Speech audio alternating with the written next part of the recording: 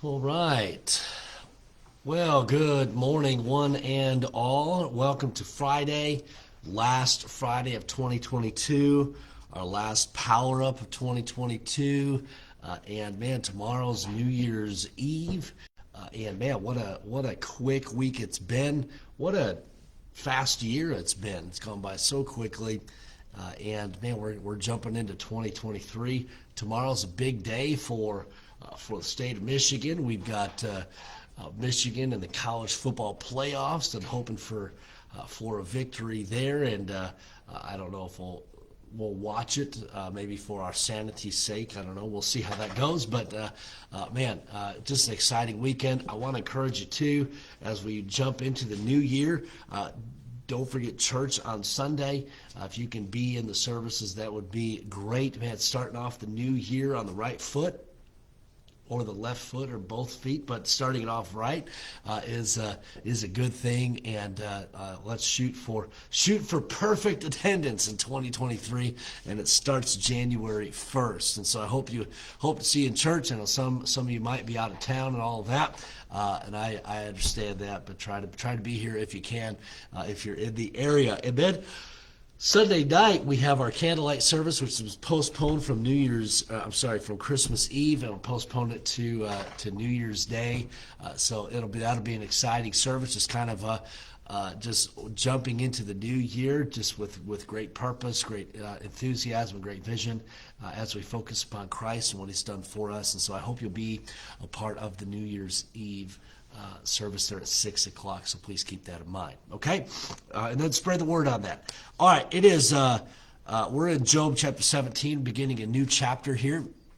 And this is a shorter chapter here in Job. We continue to look, Job is speaking here, and he's appealing to the Lord for help, for guidance, for wisdom, for strength. And we'll look at chapter 17 today. I don't know, it's a shorter chapter, but I don't anticipate us getting through all of it today, but we'll see how it goes. Before we do get started with chapter 17, be sure to share our power up so that others can jump on to the live stream here this morning. Okay, here we go. Job 17, verse number 1. It says, "My breath is corrupt, my days are extinct, the graves are ready for me." Job, kind of as he's gone through this, he doesn't really see he doesn't understand the purpose for what he's going through.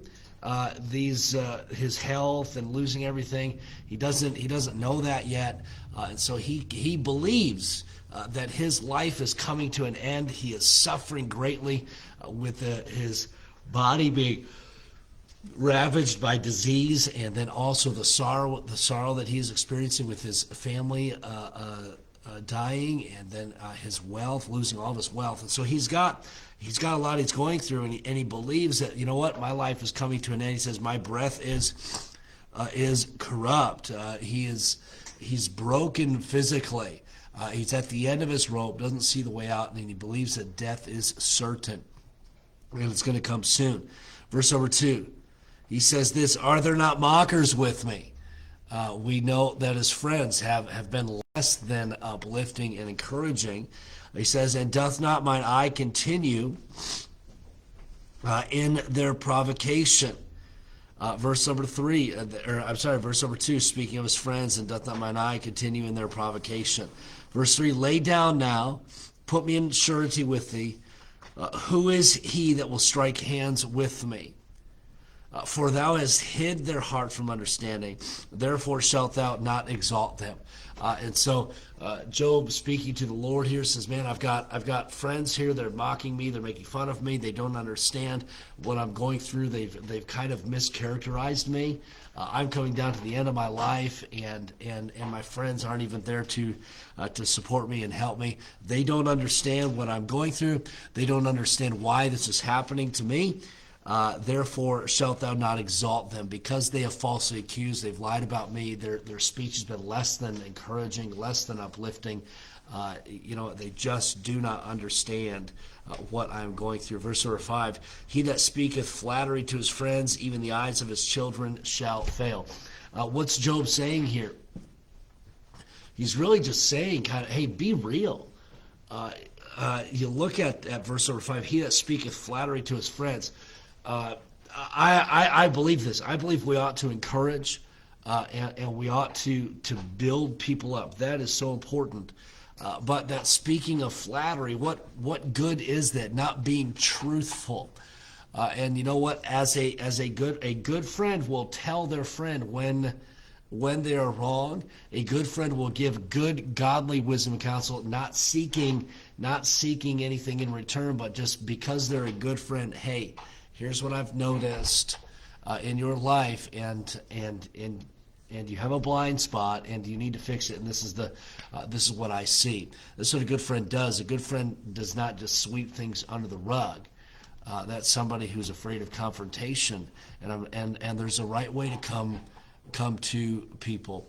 There's a right way to handle a situation. You think about what Job has experienced now. Job's friends are there and are falsely accusing Job of sin and so on. They know Job. Okay, they've been around Job. The reason why Job is one of their friends is because of Job's character. And then at the first sign of difficulty, oh, Job, you've lied to us. Job, you're living in sin. And so it just kind of, in my mind, it kind of makes me question really the legitimacy of their friendship and how true their friendship was. And for Job to have to go through this, and then he says, hey, speak of flattery to his friends. Man, they were there for me when times were good, but now when times are bad, all they do is talk bad about me. And that's what Job is experiencing now. Verse number 6, he hath made me also a byword of the people, and aforetime I was as a tabret, and meaning before he was, at this time, he's really been mocked, spit upon, and just kind of made fun of and really kind of cast aside. Here we see that being referenced here. Verse number 7, mine eye also is dim by reason of sorrow, and all my members are as a shadow. You look at what, and this kind of speaks to maybe something we don't talk about a lot, but our outlook on life oftentimes determines to a certain extent our physical appearance, obviously, and then even our health is impacted by our outlook on life. You look what Job says here. He says, mine eye also is dim by what? By reason of sorrow. His heart is broken, and he believes that he's close to death because of what he has experienced in this life. Not just his physical body failing him, but man, the sorrow is so deep and so hurtful that his eye is dim and all my members are as a shadow. And as we go through life, think about it now. What we experience in life and how we respond to it, our outlook on it, man, it determines even our physical appearance. You think about it. When we're sad, what happens? Okay, and it's written all over our face sometimes, and we have the redness of the eyes because of tears and crying and all that kind of stuff. Whereas joy and excitement, man, there's a whole different body language that we're communicating, a whole different facial presence that we have, and man, things change based upon. We say our mood, but really it's our response to different things. Somebody who's responding in anger typically isn't going to be smiling, and so on. And so think about your life now. What are you portraying? What are you showing the world? Is it the Eeyore mentality? You look at Eeyore and his head's always, oh, well, and that's just the way he goes through life. Whereas, not to take the Winnie the Pooh reference too far, but you look at somebody like Tigger, and man, he's just boom excited, and you see that in his character and how it plays out. What are we representing to the world? Okay, listen, as a believer, man, we've got the best of both worlds, man. We've got eternity because of our faith in Jesus Christ. And his sacrifice on the cross. Man, we have the best of this world because it doesn't matter what comes our way, the Lord is with us, and he will strengthen us, and he'll give wisdom if we but ask for it. Man, we've got it so good. Doesn't mean that, man, life is always easy. We know that, but we know the God that will get us through. And so for that reason we got the best. So let's not get down in the dumps because of our life situation, but rather let's praise God because He will walk us through it. He will get us through it. And I will say this, easier said than done, but man, what a challenge. What a challenge knowing that God is there, and man, you know what? My outlook on life should change. And our outlook on life should be different because of Jesus Christ. Now, Job here, man, he's sorrowing, and I get that. And you know what? It's affecting his visage, when he's portraying to everybody. And man, there's a time for sorrow, there's a time for sadness, but you know, we've got to, and I've experienced sorrow, I've experienced sadness, but we got to look to the Lord. It doesn't mean that we aren't sad anymore, but you know what? We look to Jesus, and He gives us what we need to get through. But oftentimes we have not because we ask not. And really, when it comes to testing, when it comes to trial, all of it is so much about our response to it. What has been Job's response?